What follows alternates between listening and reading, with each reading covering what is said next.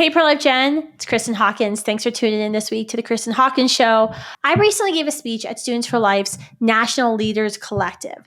The NLC is an annual event that's invite only, where we invite the top 150 to 200 campus pro-life leaders. And we give them a whole weekend of training, and then they begin a whole year of fellowship and relationship with pro-life leaders to train them to one day take over the world and end abortion and probably my job.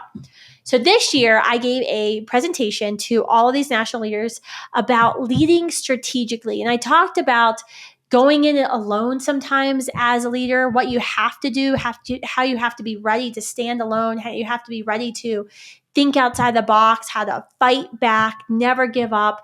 And then I also talked about the victories we've seen in the pro-life movement in the past year, especially since the new Trump 2.0 administration has taken office since January. And then I went into the challenges that our pro-life movement is facing politically, culturally, and also within the pro-life movement. This was a very personal speech. It was something I gave to our top leaders, but I figured my podcast is pretty small. It's only the most dedicated pro-life activists in the country who tune into the show. So I figured I need to share this with you as well. So I hope you enjoy.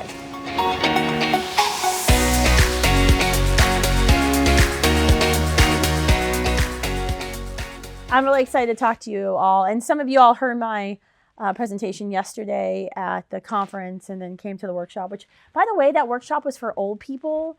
And then all y'all came into that workshop. And Lydia and I were like, well, what are we supposed to do? We were teaching them how to use social media, but you are on. So I apologize in advance if you thought, why are they saying these things?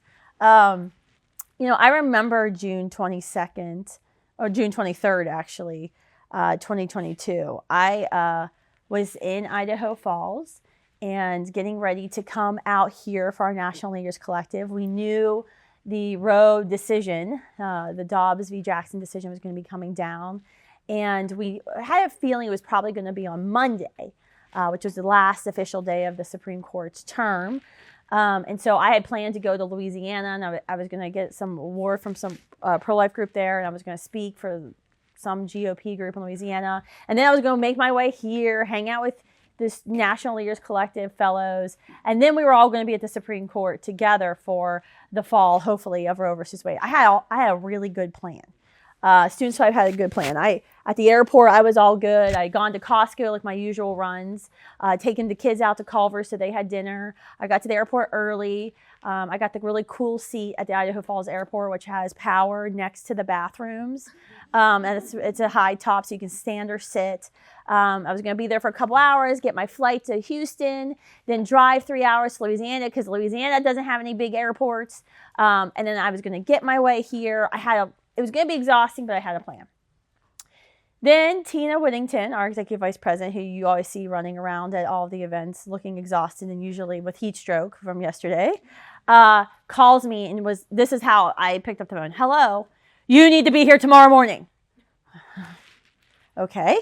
Her hurried conversation continued, and she said, we just found out the decision's coming down. It's happening tomorrow. How can you get here? At this point, it's like 6 o'clock on a Thursday in the middle of nowhere, Idaho. And Idaho Falls Airport has 5 gates. And they have direct flights to like 4 cities. 1 a day to Seattle, 2 a day to Dallas, 1 to Phoenix, and I think 1 to Denver. That is it. I looked it up. Yes, I was stupid enough to go to my Google Maps and try to figure out, could I drive it? Nope, it's a 28-hour drive time. So, yeah, that's not happening. And then I was like, okay, that means I have to fly. So how am I going to look at flights? I went to kayak.com, my usual place, started looking at flights. Okay, there was no possible way for me, if I got to Houston and actually made the flight to Houston, I was going to get to the Supreme Court by 10 a.m. the next day. Because that's, as you all know, that's when decisions come down. So then I started figuring out, wait a minute, I can drive 3 hours to Salt Lake City. That's a big airport. How can I get there? So got a rental car, called my assistant at the time, who I made her stay on the phone with me from 9 o'clock till midnight, Mountain Time, which was later her time because I was too afraid I was going to fall asleep. Drove to Salt Lake City for the first time ever in my life, didn't fill up the gas. Didn't even have time to stop at the one In-N-Out Burger in Salt Lake City that I always stop at because, I had to get to DC. Dropped off the car, ran into the airport. I was like, this is awesome. I had booked 3 different flights to get here, maxed out the credit card. I was going to either go to Atlanta or Baltimore, or there was somewhere else I had booked, but I was going to get to the East Coast and I knew I could get here. Get into the airport. I'm running good. Okay, I'm going to be able to make the direct flight to Baltimore. It's going to be fantastic. And I get to TSA, and that is when there was like this TSA pilot shortage because of COVID. And at 11:30 at night, the TSA line was like wrapping around the Salt Lake City airport. And I was like, crap, it's okay. I'm clearing pre-check. I'm good. Nope. Clear shut down 3 hours earlier because they shut down at 9 o'clock because that's what normal people do. I was like, it's okay. I'm TSA pre-check. And then everybody else was TSA pre-check in all Salt Lake City. The LDS Church must have a monopoly on TSA pre-check. So I was like, okay, how am I going to do it? And so it worked. I got there. I had to book the only flight left to Baltimore. Sadly, it was a first class seat. I know sometimes your life really sucks in the pro-life movement. Didn't sleep at all. I was too keyed up, and I was writing emails to supporters telling people, hey, pay attention to the news at 10 o'clock tomorrow. I can't tell you why. It's going to be big. Emailing pro-life leaders, trying to get them to come out to the court. Tina was back here shifting everything. Poor Mary probably was having a mental breakdown because we were changing all of her plans for NLC. Instead of sending a small contingent of students to the Supreme Court, we were sending everybody. That meant the trainings had to move.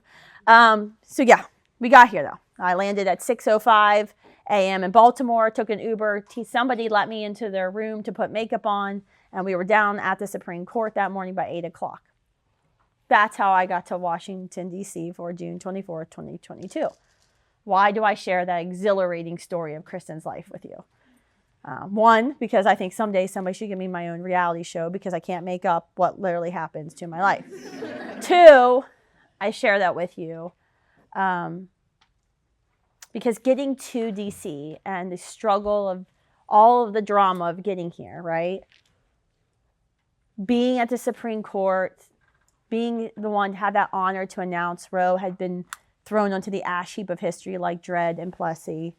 Even though I, didn't have any clue what we were going to do or what we were saying because I hadn't thought about that. I was just focused on getting here. All of that was easy compared to what we now face. And I think that was hard-ish, but it wasn't as hard as it's going to be. And it's not as hard as it's going to get. In fact, you heard Dr. Brashowski, my hero, yesterday at the conference talk about how he feels like we're in a Gettysburg moment. He felt that seeing Roe reverse was more of a Gettysburg, meaning it's the middle of the war, but there's going to be a long 2 bloody years left. It was easy compared to what comes next.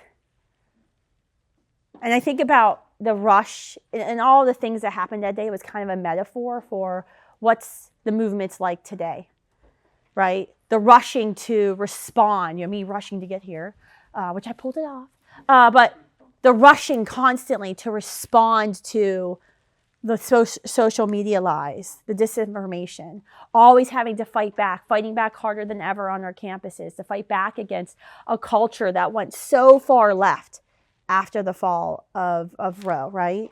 We're always rushing. It's been an exhausting 3 years. As Hannah reminded me yesterday, I have a lot of silver hairs apparently that just started. Like where the hell they come from, I don't know, but I have a feeling politics and what's happened in the past 3 years has had something to do with the silver hairs in my head. I'm going silver, not gray, by the way. Respect that. It was not gray, it's silver.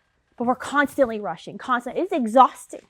It's been exhausting for 3 years. You think you have like a nice little vacation or weekend planned. Oh, NLC is going to be great. Everything's planned out. It's going to be totally calm. Wrong. It's been great. Things have been running smooth, but it's been anything but calm. Having to go in things alone. When we got to the Supreme Court that Friday, like I said, we had planned that the big thing was going to be Monday. That's when we were going to have the big stage, right? That's when we were going to have all the water so no one died of heat stroke. That's when Kristan was going to have our speech written. That's when all the other pro-life leaders were probably going to join us. And we showed up to the Supreme Court that day, and nobody else was there. In fact, one of the pro-life leaders in Washington, D.C. was there that day, gave a media interview. I begged that person, please stay.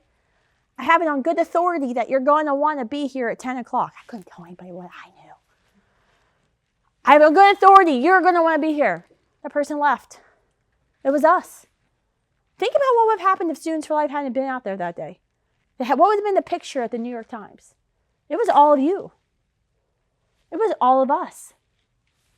I think about how we've had to innovate as we go and face cultural challenges or political challenges that we've never even thought about before, or we never had to face, like the ballot referendums. 2 years ago, I wouldn't know how to run a ballot referendum campaign. I'd never been asked to do that. I never even thought about doing that. Always having to kind of, I don't know, what's the playbook? Let's Google it. Let's see what ChatGPT suggests. And then let's go find somebody who has experience and let me ask them to see if they'll be generous with their knowledge and their experience and their wisdom. And, you know, we've had mixed, I think, and contrasting messages about the state of our movement since the Dobbs decision, right? There's some people who mistakenly think like the job's done and we can just go home. Yeah, our mission to end abortion is far from being achieved.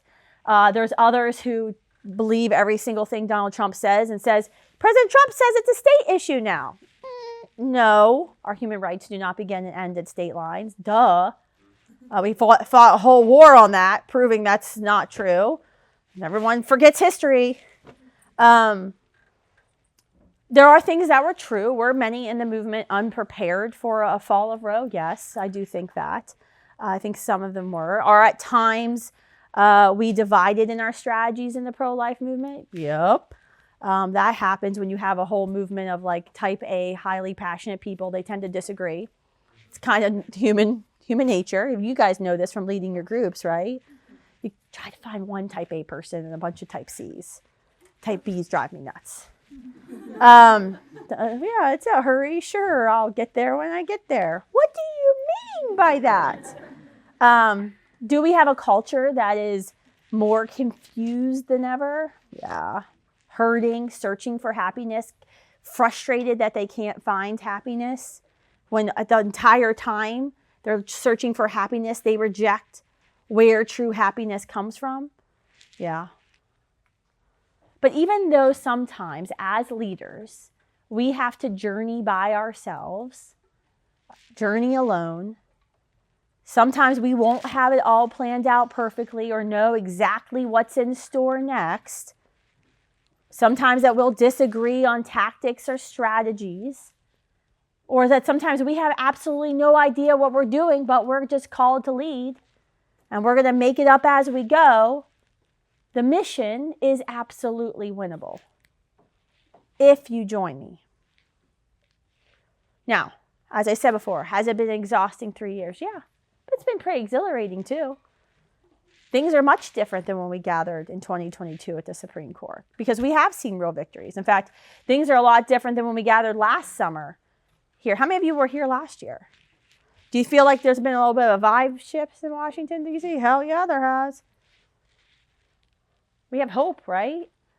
We have now a presidential administration that isn't hell-bent on forcing abortion in every nook and cranny of the federal government. That's helpful, right? We have a HHS secretary who, while not being totally pro-life, has promised publicly in writing and sent testimonies to look into the safety on chemical abortion pills.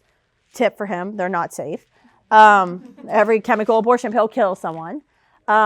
We have a HHS secretary that's allowed leaders at HHS to, like, I don't know, change the HHS website to say when life begins at conception. That's sad to say, a very big win, right? And a secretary who acknowledges that there's only two genders. Also sad to say, as Riley was saying, you know, she's famous for just saying the obvious. We have a DOD now that has stopped the forced taxpayer funding of abortion travel for military service women and their families. Once again, shouldn't really have to be a victory, but it is. We have a DOJ that's said that they will no longer investigate Catholics to go to weekly Latin Mass. I mean, it's kind of funny if you had to say this out loud, but that's a victory, right? A DOJ and an FBI director who says, yes, we promise to stop targeting pro-lifers. Helpful, very helpful. We have a Department of State that's defunded the biggest exporter of abortion policies in our world, USAID. Do you know Kenya has abortion in their constitution because of us? That the Obama administration in 2012 told Kenya when they were rewriting their constitution, we will only continue to give you money if you put abortion in your constitution. When you heard all that mainstream media news about how mean we were defunding USAID, yeah, they were right. That's good, right? We have polling now. In the past couple of weeks, there's been polling from the Gallup organization, not pro-life, that's telling us that the post-Dobbs shock is wearing off, right? Only 34% of young adults say that abortion should be legal in all circumstances. That's a drop of 14 percentage points since 2022. Pro-life identification amongst young people climbed to 37%, an 11-point increase since 2022. That's good. That's upward mobility, right? That's good momentum building. This is all great, but abortions are still happening, and they're still happening roughly at the same number that they were before Dobbs because of chemical abortion pills. You know, even though we have brick and mortar facilities shutting down and red states saying they're banning abortions, or preventing abortions, actually, is our language, chemical abortions are still happening, and we don't have a national abortion reporting law, but we believe they're happening at about the same rate as surgical abortions used to happen. And there's other challenges we face too. Politically, we've got this defunding battle going on where we had 10 years yesterday morning. Now we're down to 1. And half of my friends in Washington, D.C. are like, thank you, sir. We're so grateful. That's kind of a problem, right? Now we have to move on to debarring, which is getting the federal government to prove what we know is that Planned Parenthood has been committing actual crimes. That will defund them 100%. That's good. The challenge is nobody knows what debarment is, even the people who work at the agencies. So we got to kind of tell everybody. That's kind of a challenge, right? We have the new stats from the Ethics and Public Policy Center saying that the FDA lied, shock, in 2000 about the dangerousness, can't say it, of chemical abortion pills. It's not 0.5%. It's like 22% of women who will experience adverse effects. And now we've got to get a friendly administration through the EPA and the FDA to start acknowledging the dangerous pills, acknowledging water pollution from chemical abortion pills. We have state GOP leaderships, if I already talked about, unwilling to stand up and do the hard thing because they want to pass like casino bills or easy stuff. Culturally, as you all see every single day, selfishness has creeped into the hearts of our generation. People who don't know who they were created by and for think that life is all about themselves. That's a really hard conversation, as you know, changing people's minds on abortion, when sometimes choosing life means choosing someone else over yourself. Men are leaning Republican or leaning right on many issues. Good job, men. Bad news, men, you're not leading the women this way. You're kind of driving them to the left. That's bad. We have a huge gap between men and women in our country. We have a lack of awareness out there about how much we care. Why were we out there with the diapers yesterday? Showing America how much we care, because as our Abortion Free Cities campaign has proven, 75% of our neighbors don't know what a pregnancy resource center is or how close one is to them. How can people care how much we know about abortion if they don't know how much we care about them, right? Our movement challenges we face are, there's a lot of excitement for President Trump, right? Excitement for what's happening, the progress we made, but mobilizations are lackluster. I mean, you guys aren't a problem, but the old people, that conference yesterday, there should have been a lot more people there. And there wasn't. We had all the leaders of the pro-life movement, all the different strategies and niches within the movement, and it couldn't get more than a couple hundred people at it. This is off the record. Off the record. Off the record. That's a problem. That the enthusiasm is only with your generation, with my generation-ish. I won't tell you how old I am, right? We have a continued lack of awareness within our own movement on key things. I still have people tell me all the time, oh, chemical abortion pills, that's plan B, right? No, for like the millionth time. When I was at a congressman's office on Thursday talking about debarring Planned Parenthood, I was like, well, after we defund them, that's 80% of funding, but to get to 100%, we have to debar them. And the congressman and his staff was like, what's that word? You're running our country. Why am I telling you this? These are thoughts that go inside my head that I don't always express outside, okay? So, are we done? No. Hell no. No, we're not done. There's so much more to do. So, what's the solution? What do we do now? You're like, I don't know. You're supposed to tell us. Okay. I will try. I believe it's going to, in my heart of hearts, I 100% believe it's going to be this generation. This generation will determine our fate in this pro-life movement, whether we win or fail. You will be the ones to lead the pro-life revolution. And the good news is, we've gotten you pretty far, okay? You're welcome. Thank you. Jobs came down. We've got mobility going here. We got men shifting right here. Brick and mortar facilities are finally shut down. You're welcome. But it's not done. It's your job.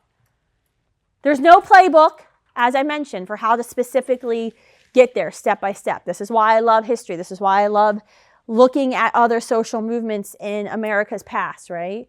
It's like, someone tell me what to do, please. Because there's no school to be a pro-life leader. There's no class you can take in college. I look at how women won the right to vote. The suffrage movement. I think it shows a path forward and kind of shows the purpose and the uniqueness of social movements. And they had a lot of success early on. Wyoming, Idaho, Colorado were actually the first states to give women the right to vote. A lot of success very fast. But then the movement started to face a lot of setbacks. There was a little thing called the Civil War. Then there was the financial panic of 1893. Then there was, the stinking Germans and Austrians, the World War I. There were big external things going on. And everyone's like, yeah, that might be important, but these things are more important. Then there were internal battles that went on. There were disagreements, differences in personality. There were religious disagreements. The Quakers got really involved, but then some people didn't like the Quakers, right? Then there was a fight over, after the end of slavery, whether, you look at the 13th, 14th, and 15th Amendments. With the 15th Amendment, shouldn't everybody have the right to vote? Oh no, Congress wasn't going to go for that, so it was just black men, right? And then there was a huge fight within the movement, because the movement that was pro women's rights and pro women earning the vote was also the same. They were all abolitionists too. There was differencing in opinion on timelines as to when was the most strategic time to do this versus this. And when it became clear that America was going to enter World War I, the suffrage movement almost collapsed on itself. Because it was support President Wilson and the war effort, be a good, patriotic American, even though President Wilson had previously said he was for suffrage, but then started backtracking because he was like, I got bigger fish to fry, you're not important. Be that good American and lay down the cause, take a nap, simply go away, or push forward and probably make President Wilson very angry and all the Democrats angry who at the time were kind of helping in this cause. Work within the confines of Washington, D.C. and the power structure and the political class, or hold everybody accountable, no matter their political party, for their failures to advance the rights of women. One of the leaders at the time, Carrie Catt, had like the National Right to Life group. They were the most established. They had been around the longest. They had a bunch of legislative relationships. Carrie had a catch more flies with honey strategy. And it was, we're just going to push them, but we're not going to push them too far. We still need them to work with us. And if they hate us, they're not going to talk to us. Understandable strategy. Then Alice Paul came along, who was a little younger, and was just sick of it. Sick of the political game, wanted to move forward. She created her own organization, the National Women's Party, and decided, let's just do it all. Let's go for the confrontational tactics. Let's force Americans to think and have to talk about the injustice. Let's call out everybody. And if you remember from history, it didn't seem like it was a big success for Alice Paul, right? Because she ended up in the Occoquan, Virginia workhouse because they went in front of the White House and held signs saying Kaiser Wilson, which, everybody hated the Germans because they caused World War I, and basically called him German. It was kind of a big deal. And she went on a starvation kick, was refusing to eat until she was released, was getting force-fed. Public sentiment was super mad at her. Like, people were super mad because everybody was patriotic America, stand with America, defeat the Germans. And she was here calling President Wilson a German dictator. People were really mad. It was Kat, who was also really mad at Paul for her tactics and her strategy, who actually saved Paul's life because she went into the White House because he didn't hate her and convinced President Wilson to release her. When you look at the history of suffrage and how we got to the end of the fight, which wasn't too far long after the end of World War I, by the way, the two women, Carrie Kat and Alice Paul, actually emerged as like the final two leaders of the movement. They weren't friends. Their strategies often seemed at odds. Direct confrontation versus catch more flies with honey tend to, butt heads a little bit. But all the historians today will largely agree both of those organizations, both of those leaders, both of those strategies were actually needed to get it done. Together they brought, if you look at Alice Paul and her National Women's Party, youthful leadership, new ideas, a willingness to persist. And then you had Carrie Kat, who was bringing in incremental victories, slowly moving people to the right way.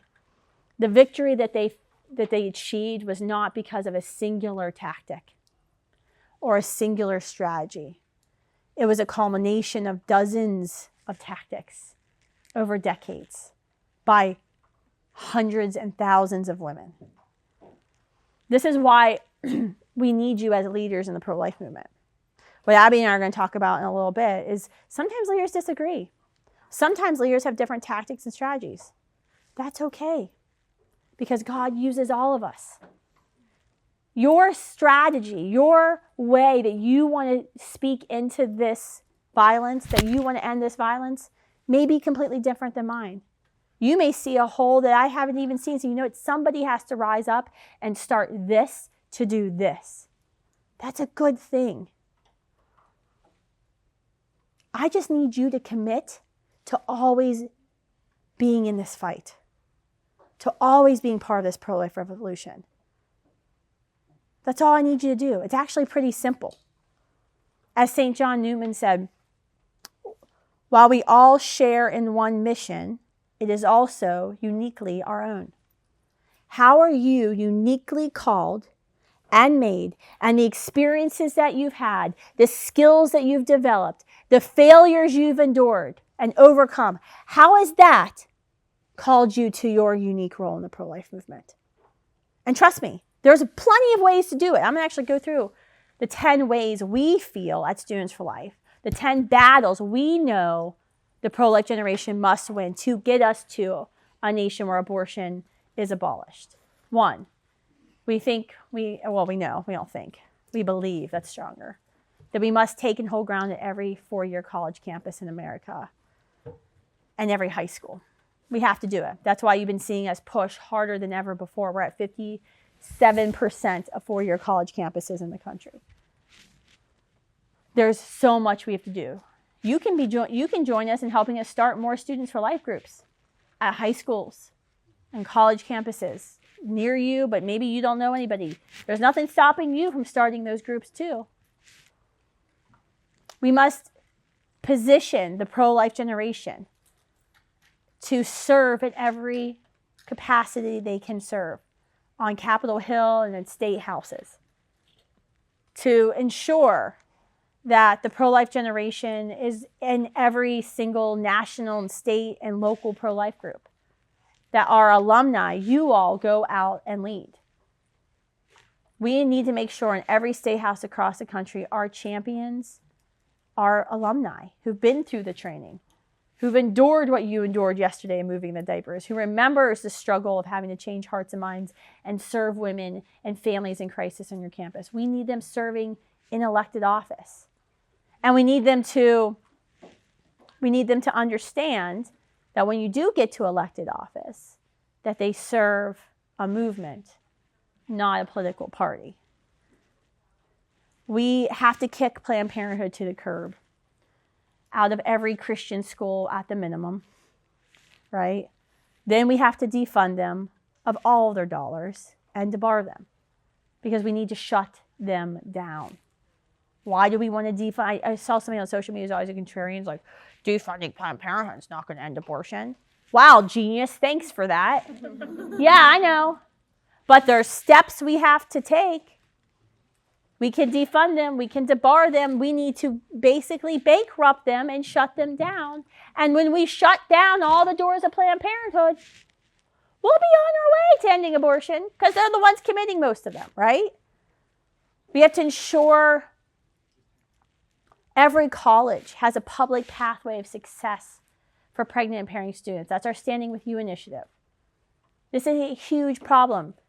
Look time and time again at polls. And when you look at what women say, why they chose abortion, right? It's because they feel like they had no other choice. Now, we know that's lame, right? You always have another choice than to choose violence. That's not how she feels. How do we show her that choosing the violence of abortion is lame? What do we need to do? What can we give her? What can we provide for her?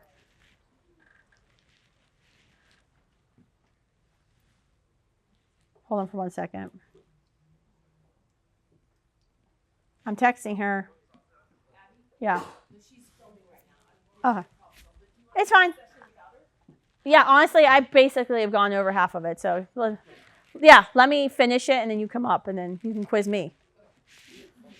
This is my life. At least my husband isn't saying that my dog has broken her arm. That's what he did last year when I was here with you. So everything's not going. That was a $7,000 trip later with a really great titanium rod. All right, where was I? All right. Helping pregnant women, like, I don't know, cannot kill their babies. Now, that doesn't make you weak, by the way. You know, we have to deal with a lot of Republicans are like, well, paid family leave, like, that's a payroll tax increase. How is that going to affect us fiscally? I don't care. Is there a tax amount that you need to tax me to end abortion? Is there like a payroll tax, like the payroll tax and abortion? Let's come up with the number. One of you who are economics majors, figure out the number. I'll pay it on my taxes. I'll do it. We have to revive community pro-life activism. This is what I was talking about yesterday in my luncheon speech. It's a problem. When I was growing up and younger in the pro-life movement, we had like little phone trees. We'd be like, John Thune is backstabbing the pro-life movement. And everybody in your community, you call somebody. You know what a phone tree is? You have no idea. A phone tree is this thing before social media. So you would sign up and be like, put me on the phone tree. I'm like educating you here. And you would have one person. And you would go in order. So it'd start Kristan Hawkins. My job would be to call Tina Whittington. I put Tina Whittington in front of her. Then I'd call Tina. John Thune's backstabbing. Tell everybody to do this. And she'd go, okay, I'm doing it. She'd call John Thune. Then, after Tina Whittington would be the third person, Tina would call the next person. And it would just keep going. The list just kept going. That was a phone tree. That's how that was social media before social media. We don't have phone trees anymore. When we did the all call this May and said, hey, we need to go out to these U.S. senators, to these U.S. congressmen's offices, and we need to tell them we are watching what they do. And they've got to defund Planned Parenthood. We sent that call out to everybody in the movement. And the only people who showed up were you. None of the old people came. Most of them are retired. What are they doing all day? You made time. This is a problem. It can't just always be us. That's what I was saying yesterday. Stressfully, I say it to you that the pro-life generation is going to be the one to end abortion. That's not, for me, a braggart moment. That's not something like, oh, we're so awesome. That freaks me out because that means it's up to us. That's what keeps me up at night, stresses me out, because it's a whole lot better when you're not going in alone. But we don't have that right now. That's why our Abortion-Free Cities campaign, growing abortion-free cities with alumni, with you guys when you graduate, and sometimes when you're not graduating, we need you too, going out there, is because we've got to show the rest of the movement. Now is not the time to rest on your laurels and sit back. We have to get out on the streets, pounding the pavement, knocking on doors. This is a huge problem for the movement because no social movement in the history of the world wins with the fewest amount of people. Social movements win when they have the most amount of people. You have to have the largest, most well-trained, and most activated army. That's the key ingredient to winning when I look at history on social movements. That's what you need. Relentlessness. People who never give up. That's what they don't have. That's what I was saying yesterday. Like, really? They only could get one protester out to our event yesterday? They're dying, people. Which is good. You know, culture of death. We want it to die. But not them personally, but their culture. Yeah. We have to stop the proliferation of chemical abortion pills. I know some of you are like, quit talking about the water, Kristan. It's weird, and I'm not an environmental sciences major. Neither am I. I have great water personally. I don't really care about everyone else's water. My water is fine. And when I travel, I just don't drink it. Ask my staff, because I almost passed out yesterday. I need electrolytes. We have to talk about chemical abortion pills, and we need to do it in a way that reaches this generation. We talk about, remember that selfishness thing I talked about earlier? Talking about your drinking chemicals in your water is a really good way to cut through that selfishness problem. That is me, Kristan, trying to be innovative of cut through the selfishness problem. I'm open to taking more solutions to that, by the way, if you figure it out. But find any way we can to attack chemical abortion pills. We've sent a letter to the EPA just 2 weeks ago demanding a meeting. I talked with Secretary Duffy at the White House on Thursday. He's sending a text message to Lee Zeldin for us on that to talk about chemical abortion pills in our water. The fact that the 3 anti-progesterone metabolites that are only found in one pharmaceutical drug, mifepristone, which only has one job, is only created to do one thing, which is to starve babies and kill them, is actively in our drinking water. Yeah, we're going to use that. We're also going to go to the FDA and talk about the safety and how women are being harmed. And we're going to say, hey, you need to restore the REMS, the risk evaluation mitigation strategies, which are just common sense safety protocols for women. But we're not going to stop there because we don't want to just make abortion safer for women. That's not our goal, right? We have to advance laws that support mothers and families to choose life, paid family leave. There's a conservative way to do it, by the way. Yep. Expanded child tax credit. There's a conservative way to do it. Polls, you know, the poll we did this year and last year, every January we do a poll with our Dimitri Institute.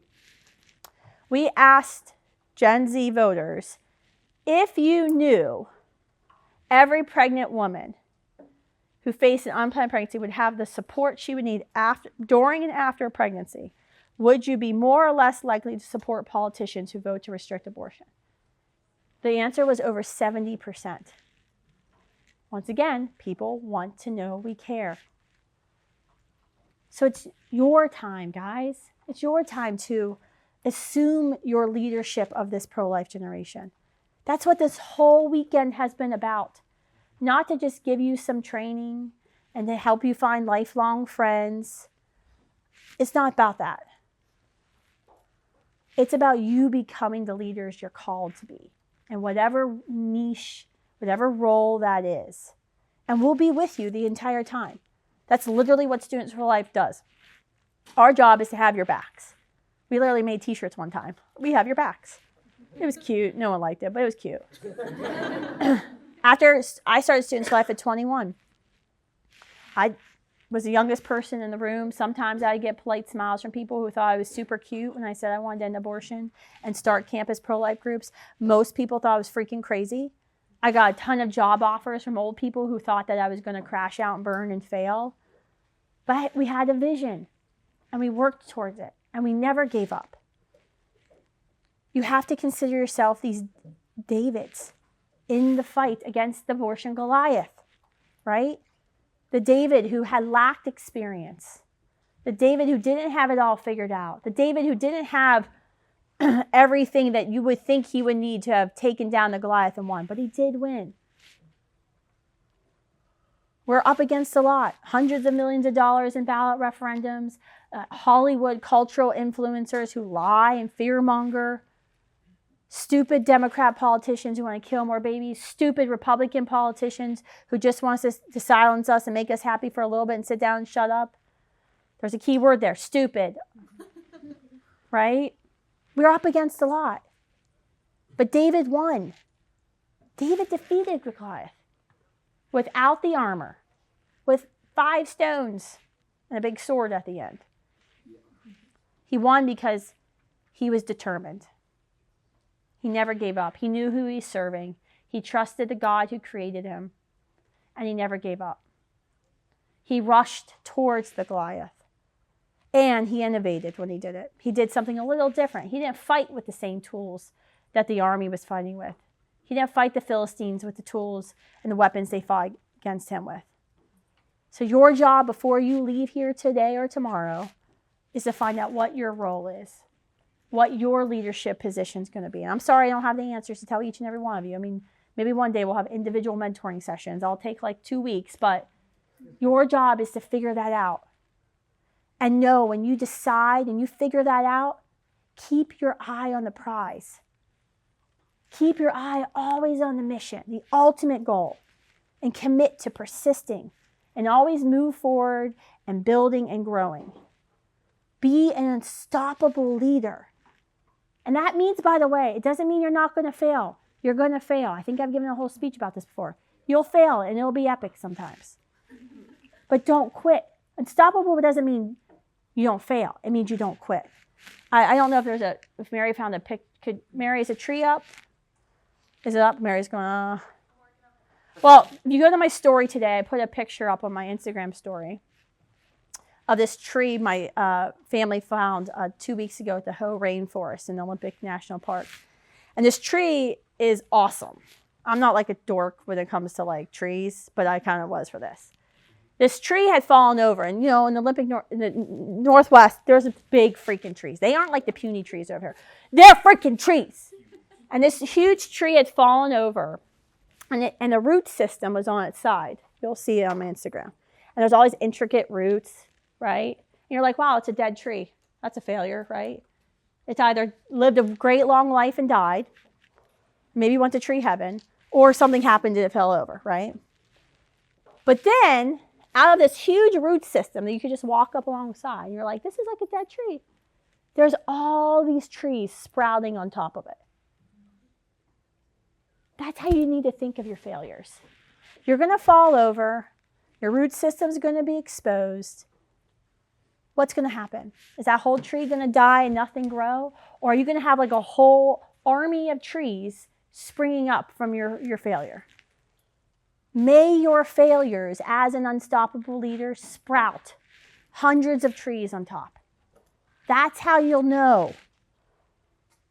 That's how you'll know you've been a strategic, unstoppable leader.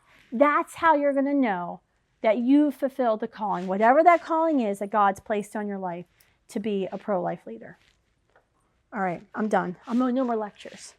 All right, can I do a video? Thank you all for tuning in today. I hope you enjoyed watching the presentation that I just gave about a month ago at Students for Life's National Leaders Collective.